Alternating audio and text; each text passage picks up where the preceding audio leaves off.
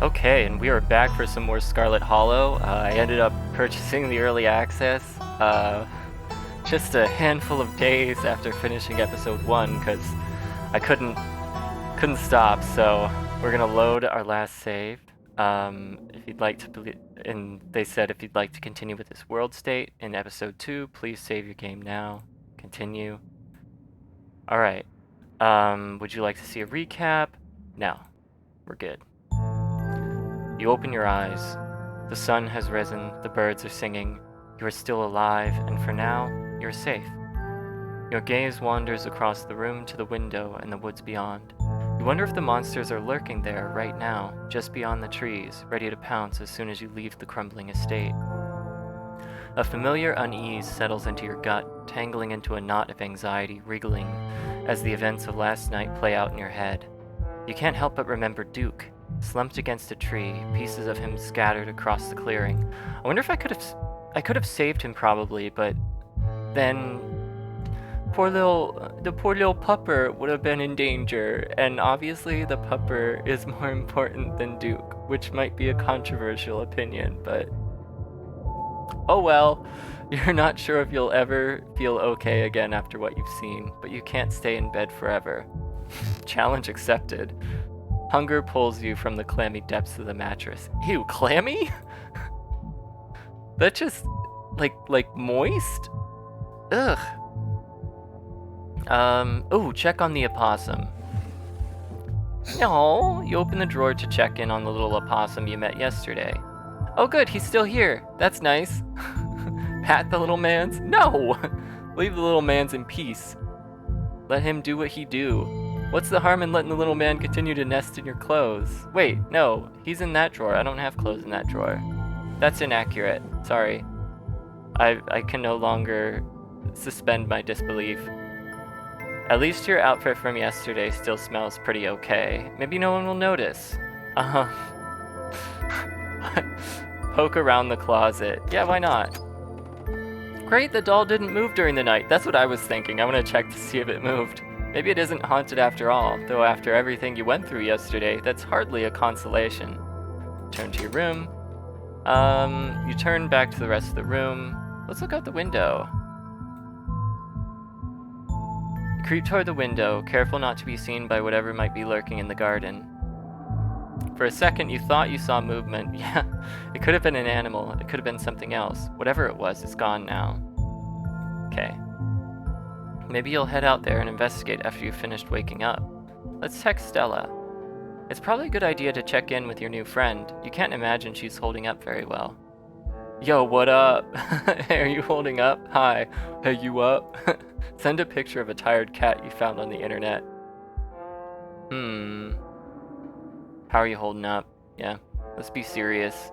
It might take her a minute to get back to you. In the meantime, let's get dressed and head down to the kitchen. Time to start your day.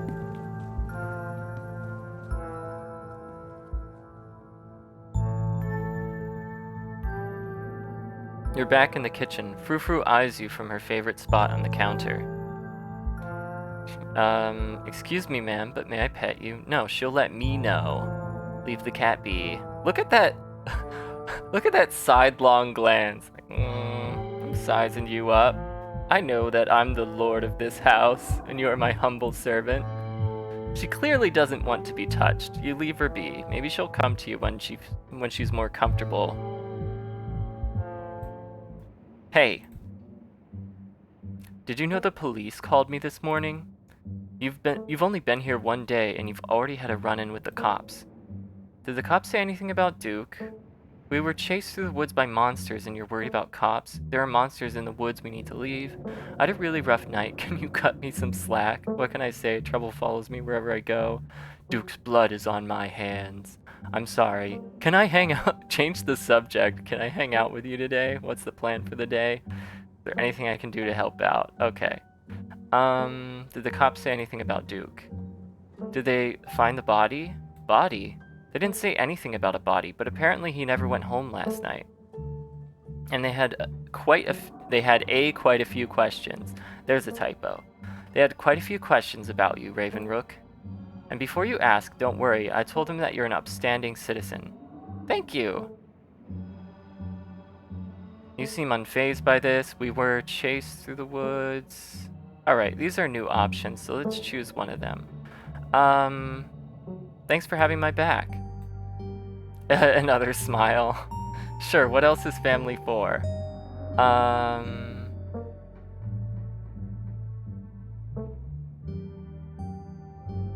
Can I hang out with you today? At the mines? No. I've got to get to work. But just stay out of trouble, alright? I'll try and be back by sunset, and I expect you to be here. Okay, maybe I will this time. I don't want to hear complaints, just do what I ask and we won't have any more problems. Tabitha takes a few steps toward the door. Sunset. Got it. Crystal clear.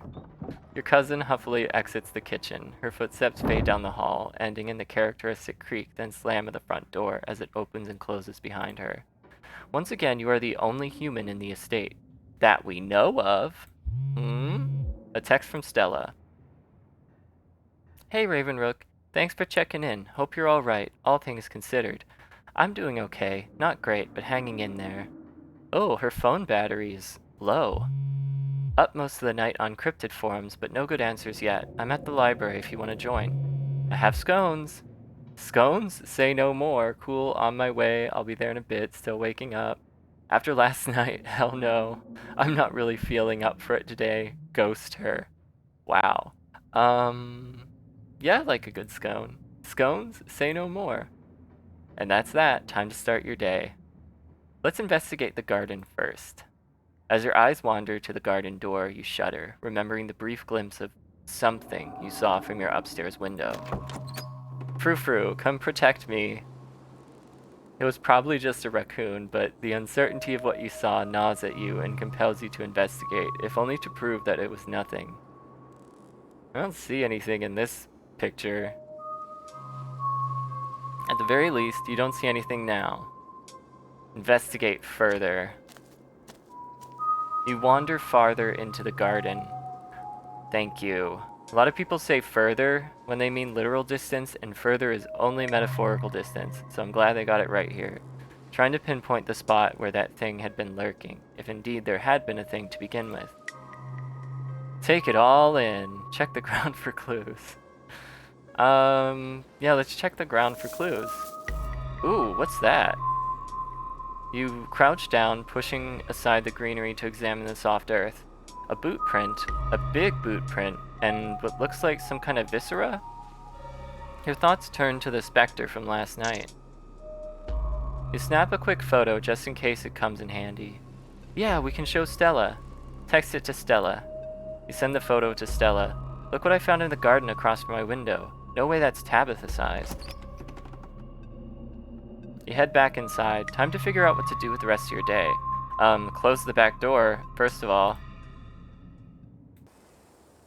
Okay, so we're just gonna let things into the estate. That's fine. Frou-frou can take care of herself and the opossum. You walk back to town. The walk back to town is much less pleasant today than it was yesterday, when you didn't yet know that the woods were full of monsters and strange men who know your name. You stare anxiously into the darkness between the trees, searching for any signs of movement, but the woods are still, at least for now. Continue. The autumn-tinged mountains, sprawling for miles in every direction, now feel less like beautiful scenery and more like the walls of a cage. Your phone buzzes in your pocket. Geez, that's creepy. All the more reason to come to the library. Subtle. Look who I found at library. Said she was up all night thinking about the video, adding you to a group text. Ooh, new friend. Oh wait, no, it's Kanika. We already met her. I'm only here because it's quieter than the store. Or was, lol. And I'm trying to figure out what animal that could be. I don't buy into this harbinger of doom stuff. We know what animals they are. They're ditchlings, and they are harbingers of doom. Well, not confirmed. We only have one anecdotal report. Sounds like they're having fun. Dang, I need those scones. On my way. LOL. Let's not get ahead of ourselves. I'll be there soon. Can't wait to solve this mystery. Ditchlings aren't real, Stella. Send a heart emoji. What? Dang, I need those scones. Bert. Oh, be right there. Wow, I thought that was like onomatopoeia. Almost back to town. Continue down the path. Oh hey, there's Avery. You make it down to town in one piece. No creatures jumped out at you. No scary men blocked your path. That's good. The sight of the other people is comforting, helping you forget the things you've witnessed as if they happened to someone else. Oh hey, Ravenrook. We were just talking about you. I stopped by Sybil's to pick up her new tea blend and, well, you're the biggest thing to come into town since the coal mine. Folks have been absolutely buzzing about you. You went out with Stella last night, right? Did something happen out there? She barely even waved when she walked by. Tell Avery the whole truth. Duke got hurt. Nothing really happened. I'm traumatized and not ready to talk about it yet. Geez, nosy much? I hardly know you. Tell Avery the whole truth. I trust him. Stella and I went into the woods to try and find a skunk ape, but we ran into something way worse. Actual monsters. Sybil said that they're called ditchlings, but whatever they are, they killed Duke and have been mutilating the local wildlife. Whoa, slow down. Duke is dead? It's true, I'm afraid. That's awful. Has anyone told Beau? Yes, he's taking it as well as you can imagine. I'll be going up to check in on him today, the poor lad. I can't believe you had to see that, Ravenrook.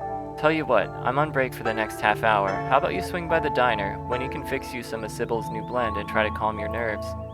It's chaga and lemon balm. It's always helped me on the bad days. And if you need to talk about what happened, I'm all ears. Also supportive. Anyways, it's up to you. See you around, Ravenrook. See you, Sybil. I love that, like, there's no pressure. It's all on me whether I want to or not. Take care now, Avery. I better get back to it myself. Ooh, I got an achievement. Confidant. Nice. Wonder how many players chose to reveal everything to Avery. I imagine a high percentage. I mean, he's very, like... He's very trustworthy. I'm glad I was able to catch you this morning, if only to see how you were holding up. Please don't hesitate to stop by if I can be of any help. Oh, she's so supportive too. Thanks, Sybil. Wait, do you know anything else about ditchlings? Oh, maybe I should ask her. That Amanda? I wonder if it's like... What if it happens a lot? Why doesn't anyone in this town seem to know or care that the woods are full of monsters? What is wrong with people here? Wait, do you know anything else about ditchlings? I know you said you didn't know much beyond those stories, but I'm afraid that's still true. But I'm sure that you and Stella have what it takes to get to the bottom of things. Wow, yes, leave it on the youth to solve the problems that have been here for, presumably, as long as you've been here at least. I'm so sorry to cut our conversation short, but I've got things that need tending to. Stay safe, and God bless. Right. You probably have a bit of time before you're needed at the library. Yeah, let's swing by the diner. Take Avery up on his offer. Sorry. I keep forgetting. Take Avery up on their offer. You head toward the diner. The dinner is a little quiet today, but the air is still heavy with the tantalizing smell of breakfast. Warn the patrons of the danger. I think that's a bit premature. They seem not to really want to harm humans, just local wildlife. Alright, let's talk to Avery. Coffee date. Oh, have I unlocked a romantic path? Have I set off a flag? You slide into the booth across from Avery. Hey there, stranger. Before you can exchange words, Winnie sidles up, a fresh mug of tea in hand. Heard you might need this. The answer to 29 down is oink, by the way. I mean, maybe they have that kind of relationship, but, like, I hate when people tell me the answers to crossword puzzles or stuff like that when I haven't, like, asked for their help. What? But the clue is pen sound. How is that a sound a pen makes? It's in a pig pen. Wait, pen like pig pen, yeah. Are you kidding me? How was I supposed to guess that? I don't know why you even bother with those things. They're just gonna frustrate you. It's just something to do to fill the time. Maybe I should switch to Sudoku. Winnie leaves Avery contemplating daily newspaper puzzles, returning to her seat behind the counter. So, what the hell happened last night? You can tell me. I won't judge.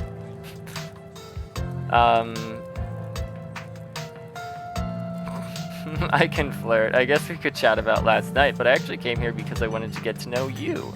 Tell Avery about last night. Last night still feels raw. Why don't we just talk? I'm gonna try my tea first.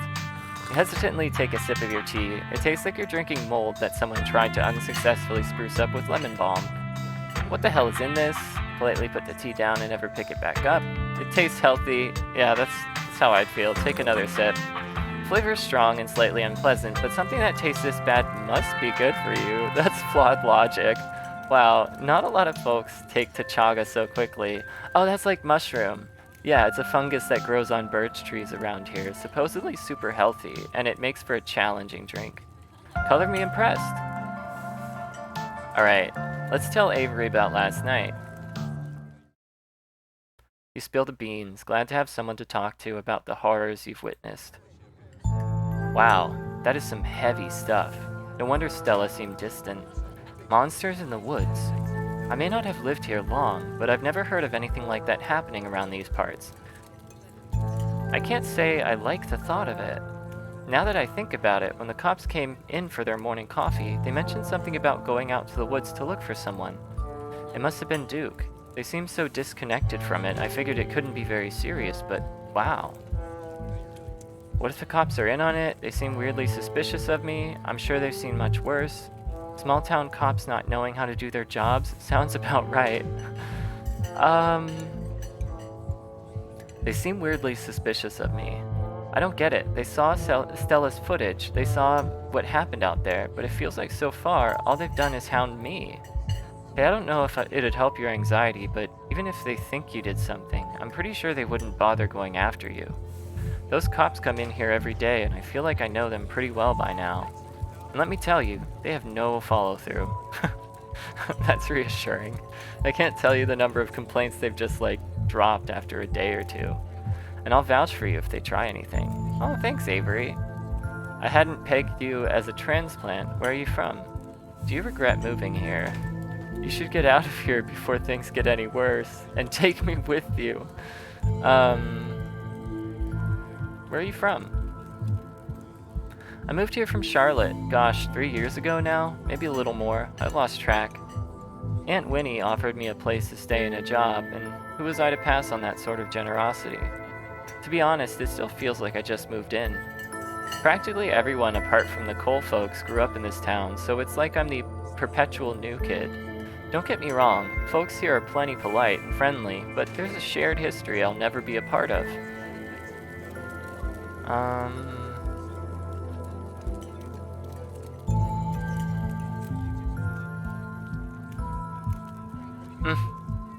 Maybe you're more at home here than you think, because you're plenty polite and friendly too.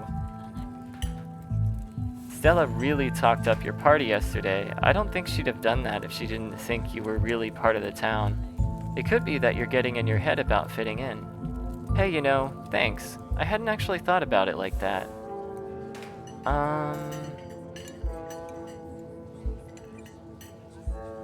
Why'd you leave? Yeah, I guess I can ask. Why'd you leave Charlotte, if you don't mind me asking? No, it's cool. I was having some issues with my folks about my education, which wasn't great, especially since I was still stuck under their roof. When my aunt heard about it, she offered me a job and a place to stay, and the rest is history. Okay. Let me know if you happen across any leads. We're on the case, but I hardly know where to start. Let me know if you hear anything. Definitely. Ah, man, it looks like my shift is starting. Hopefully the Chaga's had a chance to start working its magic. The diner is where everyone comes to gossip, so I hear a lot about what goes on around here. I'll let you know if anyone mentions these monsters or anything else strange or unusual. Thanks, Avery. Avery slips out of the booth, giving a friendly half wave before disappearing into the back. You leave the diner, ready to continue your day. Okay. Make a quick save. I might as well swing by the general store. This is your first time seeing the general store in the light of day. I'm glad I get to, explore the town a bit more. A young man sits at the table by the register, too preoccupied with his phone to care that you stepped in. No, I'm not offering the boiled peanuts. I can't believe I still have those. I should have just thrown them out. You should leave town. Get out of town! Hi, I'm Ravenrook. If I wanted to buy chips or something, do I talk to you, or what you doing on your phone? See ya! Hi, I'm Ravenrook. I just got to town yesterday. Yeah, I know. Mom told me. What's your name? Miles. Loquacious. See ya, Miles. You're done here. What you doing on your phone? Games? You probably haven't heard of them. If I wanted to buy chips or something... Do I talk to you or Miles sighs? I guess, yeah. Kanika decided to skip work today, so of course whatever plans I had didn't matter. Just take the chips, I don't care. Whoa. Wouldn't that be stealing? Won't Kanika get mad? I'm good. I'm not about to turn down free stuff. Take chips. I'm paying for my chips. I insist. I'm not ringing you up. Take 'em or leave 'em. Okay, I'm good. Thanks. Have it your way. See you, Miles. Miles doesn't respond as you turn and leave the general store. I get it, dude. If someone did that to me, and I already had plans, that would be plenty disappointing. So I don't think I'd take it out on anyone like he did. Maybe in my teenage years I would have. I don't know. Hard to judge. I was still very much afraid of what people thought of me, so that probably would have been motivation enough to be polite in spite of my annoyance. Head to the library. You enter the former town hall. What once must have been a stately foyer has since been converted into rows of shelves, meeting rooms and offices. Meeting rooms and offices long ago gave way to assorted reference collections and reading areas. Booksmart, this is a good place. Oh hey, you made it. Settle in with Stella and Kanika, shush Stella and point at all the books before heading over to her table. You head over to Stella and Kanika's table and settle in. Oh, I love her hair down. It's beautiful. Wow. You made it. Glad you could join us. Oh, and there's the little pupper. Morning, Ravenrook. You look tired. Snitch on Miles. Haha, yeah, the estate isn't the easiest place to get a good 8 hours. It was hard to fall asleep last night, all things considered. I'll sleep when I'm dead. I'm pretty amped up, actually. I've never done a Scooby-Doo before. Kanika, you can't just tell someone they look tired.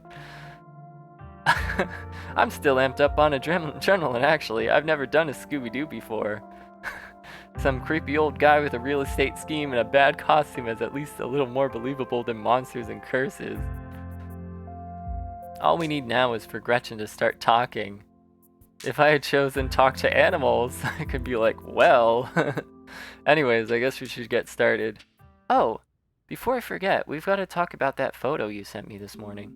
Kanika, check this out. You didn't show her? You waited till... I guess that's nice to wait. Oh, Gretchen's looking too. What a cute dog. Ravenrook found it in Tabby's garden this morning, right in line of sight of his room. What in the world is that liquid around it? It looks like pus. Do you think it's Wayne? Those boots are too big to be Tabitha's. I can't say I'm thrilled at the thought of someone watching my room. I don't know if there's a connection here, but it felt worth bringing up. I don't know if there's a connection to what happened in the woods, but it felt worth texting Stella about it. Yeah. Do you think it could be that creep we saw outside of the general store last night? He knew your name, and those boot prints match up with the mining getup. Whoa, apparently I missed a lot last night, huh? You're not talking about Wayne, are you? That guy keeps coming to my mom's tea room. I think there's something really wrong with him. Yeah, we are. I wonder if there's any connection between him and what happened in the woods last night. Like what? I mean, I don't have anything specific, but we do have that whole prophecy of impending doom angle to explore. This photo is weird. I can't stop thinking about those splatters on the ground. If this whoever left those prints is sick, maybe it's from the creatures you encountered. Hey there, strangers. And literal stranger. Your library is incredible. Offer him... no. I wonder if anyone actually likes these. You probably get an achievement if you find the one person who's like, oh, sweet. Days old boiled peanuts. Your library is incredible. I can't imagine how much work you have to put into maintaining this sort of collection. Oh, thank you. Hey Oscar, this is Ravenrook. You know, Tabby's cousin. Oh, I should have known you were a Scarlet. You look so much like Vivian. Not that I knew her very well. I was still a little kid when she left. But that Scarlet resemblance, it's, strong. I'm Oscar Gutierrez, Chief Librarian, and only librarian. Oscar's amazing. He practically built this library from scratch. Yeah, I'm a little jealous of what the kids around here get to grow up with. They don't know how good they have it. Back in my day, back when I was in elementary school, all the library had was a couple shelves of boring books donated by old people. Y'all are too kind, but speaking of kids, have either of you seen Rosalina around town? I don't want to be a helicopter dad, but she hasn't been answering my texts, and I wanted to make sure she isn't getting into trouble out there. You know the crowd she hangs around with. They're good kids at heart. I'm sure they're just up at the old Maxwell place doing teen stuff. I went up there plenty of times in my day, but I'll be sure to keep my eyes peeled. What's the old Maxwell place? I don't like the thought of teens getting up to mischief with all those ditchlings in the wood. I'm sure she's fine. What's the old Maxwell place? It's this great old abandoned spot. We used to hang out there when we were teens. I can't believe I used to be so reckless. The floors there were like Swiss cheese. I should really have a talk with Rosalina when she gets home. I'm sure she's fine. I don't know that I really have a right to say anything here. But I don't want to say nothing. Pressure of speech. You might not want to let her run off like that anymore, though. It's not as safe as it usually is around here. Is that so? Kanika's right. There's some weird stuff going on. Out in the woods. That's actually why we came in today. Have you ever heard of creatures called ditchlings? They're a type of cryptid that shows up around places on the brink of disaster. They kind of look like if the Pillsbury Doughboy was a creepypasta. That's a perfect description. Kanika's mom told us about them last night after seeing some footage we got in the woods. Ditchlings. Doesn't ring a bell. Dang, worth a shot. Okay, if you were, say, trying to predict a horrible disaster that might befall our town, where would you start looking? Well, they say history repeats itself, so I'd probably try and figure out what sort of disasters this region typically falls prey to. Should I be worried about something? I don't know yet. I'll be right back. Gonna go nab some more books. Behave while I'm gone, Gretchen. Aw, you don't have to worry about her, Stella. You're such a good dog, aren't you, Gretchen? Oh my god! Here, have a biscuit, old gal. Oh, she's so cute. Gretchen inhales the soft biscuit, drool leaking from her toothless mouth as she swallows it whole. I'm pretty sure Stella's barking up the wrong tree, Oscar. I don't think you have to worry about any horrible calamity befalling the town. But she's right about the weird stuff. There's definitely something unusual going on out in the woods. I don't believe in the supernatural stuff, but the woods aren't safe. The man's already dead. It's nothing that we can't get to the bottom of. Whatever is out there in the woods has been brutalizing the local wildlife. Get out while you still can. I should just do a playthrough where I tell everyone, get out while you still can. Let's do that one. Whatever's out there in the woods has been brutalizing the local wildlife. I don't think it's safe. I'm gonna try calling Rosalina again. I'm sure she's fine, really. Rosalina's a smart kid. She knows better than to go around getting into trouble, and we'll make sure to keep our eyes peeled. Thanks, Kanika.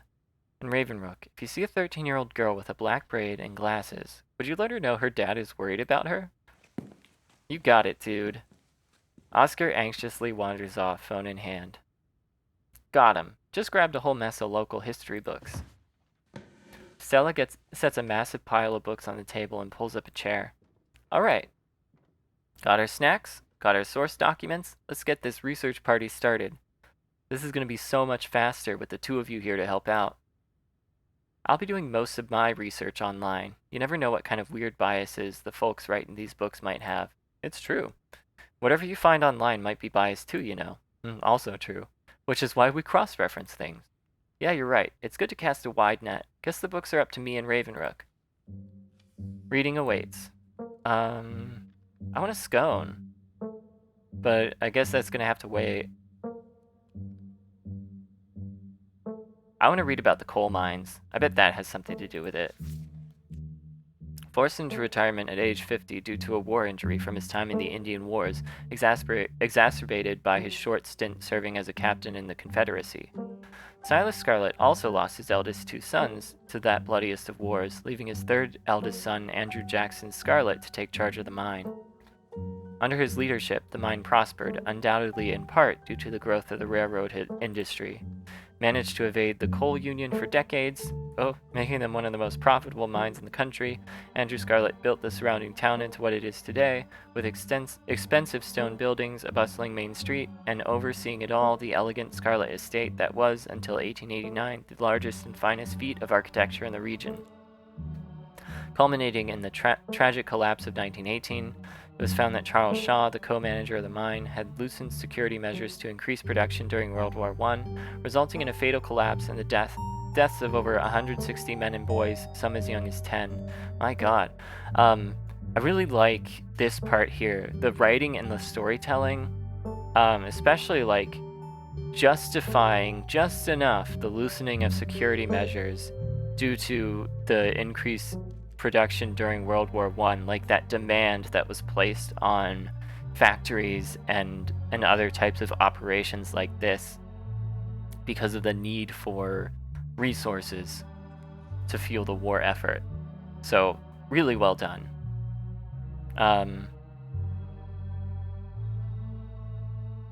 Yeah, and then to have that collapse in 1918, so probably a year or two before they had started to loosen the security measures, because I think it was like 1916 or around then when America got involved in the war effort. The casualties included Andrew Jackson, Scarlet's eldest son, more death in the family, Theodore, who had taken over for his aging father during the bustle of war.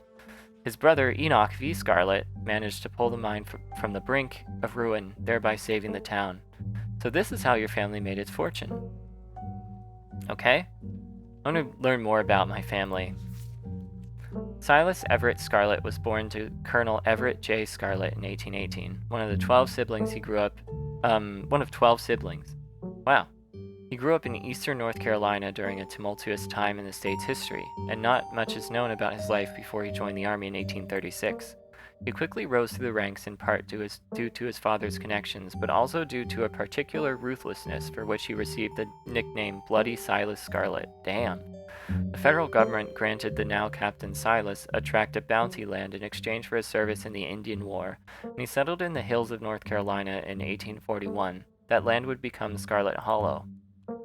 But it started as a simple log cabin built by Silas's own two hands, occupied by his family of 10, Silas, his wife, Mary Joseph Scarlet, and their 8 children.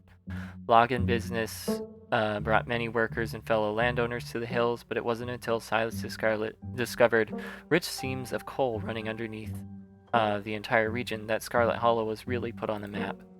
He saved what he could and bought the surrounding hillside at a great discount, cleverly hiding what he knew about the land's true value.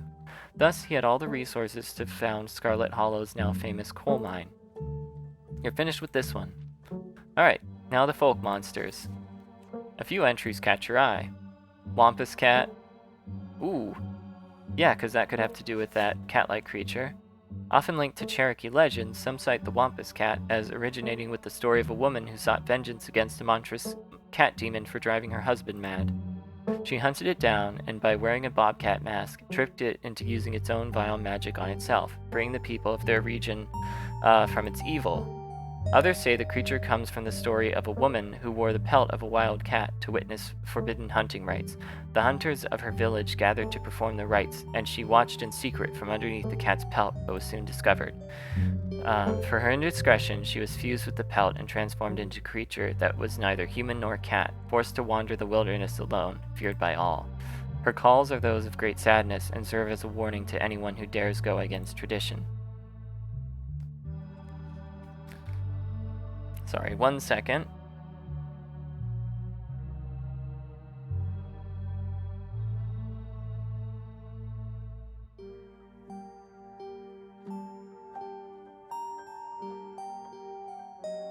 Tommyknockers.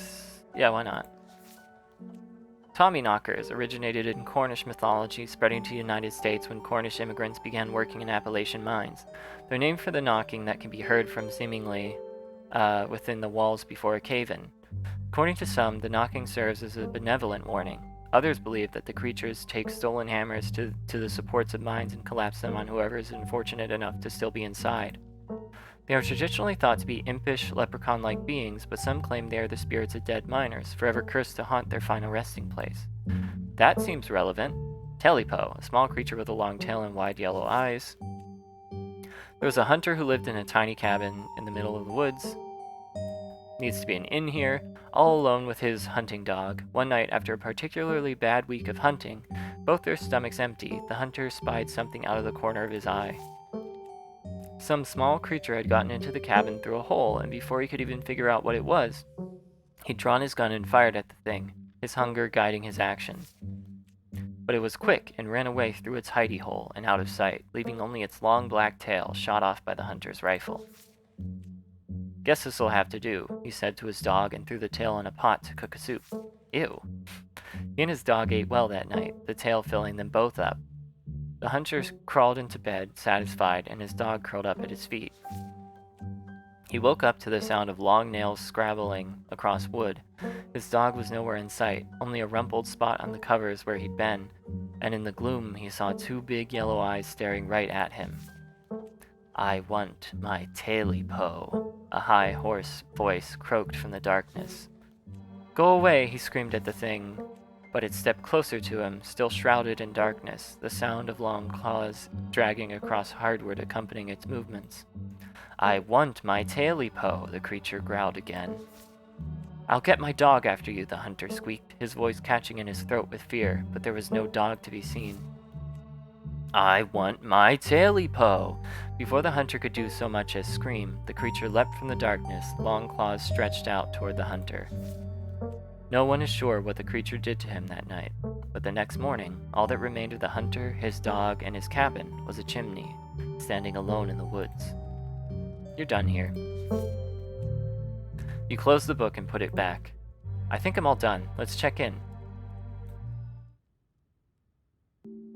Alright, if we're going with what Kanika's mom told us last night, I think we can rule out any natural disasters as what brought the ditchlings here. But not nuclear incidents. Looks like our state has a history with those. What about y'all? Find anything? What? Before you can respond, a handsome black cat leaps onto the table. Stella quickly slams her book shut. "Aw, hey Pixel. You might want to close your book. He loves to rip up any paper he can find." "Don't worry, little guy. I didn't forget your treats." Pixel immediately goes to town on Stella's treats. "Sorry if Pixel's bothering y'all. Hopefully he hasn't gobbled up any of our books. He can't stand the thought that people might pay attention to anything that isn't him." "Why do you let a paper shredder freely wander a library?" Have you seen this little guy's face? How could I say no to that? Leave Pixel be. You decide to leave Pixel be. The cat curls up on the table, fast asleep. "Alright, I better get back to shelving. Let me know if y'all need anything." Let's see.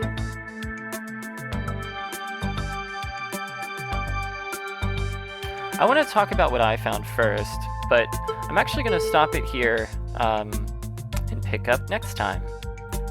So, hope y'all enjoyed, and we'll see what happens next.